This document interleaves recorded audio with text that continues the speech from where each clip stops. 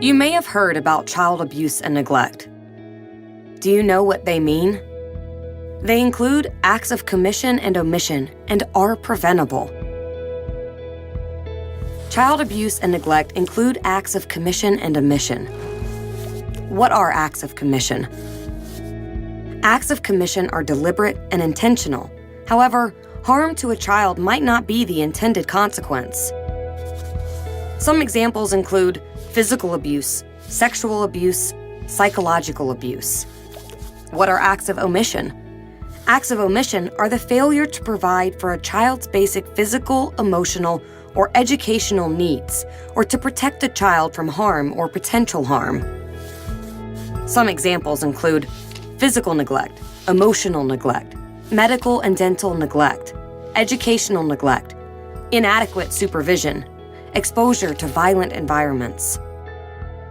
About 1 in 7 children experience some form of child abuse or neglect in the last year. But we know the problem is underreported. That's why a consistent definition is so important. The good news is, we can stop child abuse and neglect before it starts. What can we do? We can work together to promote safe, stable, and nurturing relationships and environments so all children reach their full potential. Some strategies to consider include strengthen economic supports to families, change social norms to support parents and positive parenting, provide quality care and education early in life, enhance parenting skills to promote healthy child development, intervene to lessen harms and prevent future risk.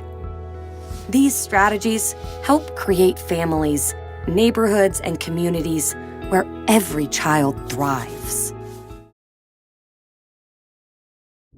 Awareness Month, and a recent case is on many Texans' minds.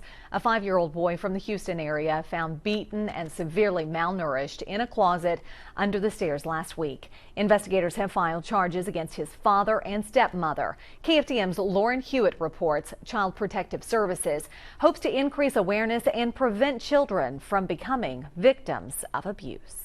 Starving and bruised. A 5-year-old taken into Child Protective Services custody after his 16-year-old brother found him in a closet under the stairs. Many are outraged at his father and stepmother, both arrested and charged with felony child endangerment. Children are always abused by someone that they know. It's not a stranger. It's someone that's close to the family. It is someone that is usually living in the home with them. Sherry Pulliam with Child Protective Services says child abuse is getting worse. Physical abuse has gotten just out of hand. I mean, 5-10 years ago, we thought that we saw a lot of really bad physical abuse cases. It seems like we're seeing more and more every day. The abuse is getting more severe. Pulliam says the best way you can help is to report suspected child abuse. If we don't know it, we can't do anything about it.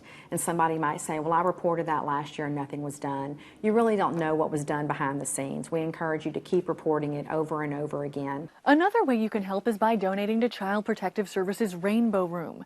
They always need diapers, baby formula, new children's clothing, and other supplies. Anything like that that can help a child in need.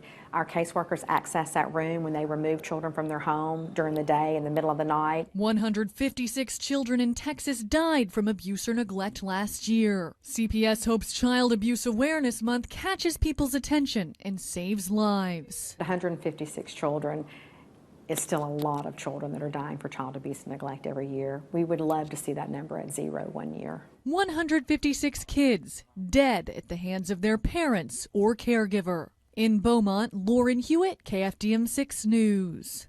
And if you suspect someone is abusing a child, call the 24-hour Texas Abuse Hotline at 1-800-252-5400.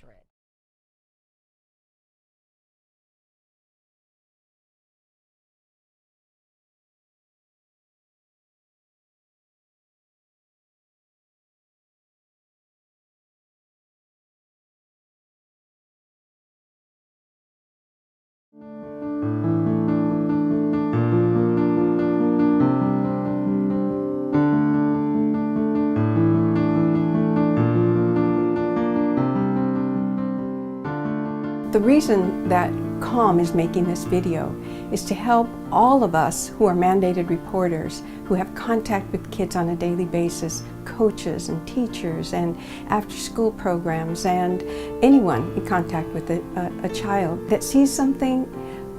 We want that reported because we know it takes the whole community to help end child abuse. A teenager came to me and she stated that she had been abused by her mother. She was very ashamed about this fact, and therefore she did not want to tell anyone what had happened. Her sister and her were getting into an argument. Mom was a little frustrated and utilized a weapon against her. She was able to come to me, felt confident in doing so, and we were able to share with her that it was not her fault, that she did the right thing in telling us. And I was a really young teacher when I first moved to Santa Barbara, and I was 21. And there was a young girl who came to school with bruises, and I never really asked, even though I suspected something was going on. It haunts me to this day because 15 years later, 20 years later, when she was a young woman, she killed somebody. And I knew that part of that was what was going on when she was in the 3rd grade when I taught her. At that time, there was nothing. There was not mandated reporting. It's such an important key. If I had had the tools, if I had had somebody telling me this is what you look for, and this is how you report, and it's not a big scary thing to do this, I would have been right there for that little girl.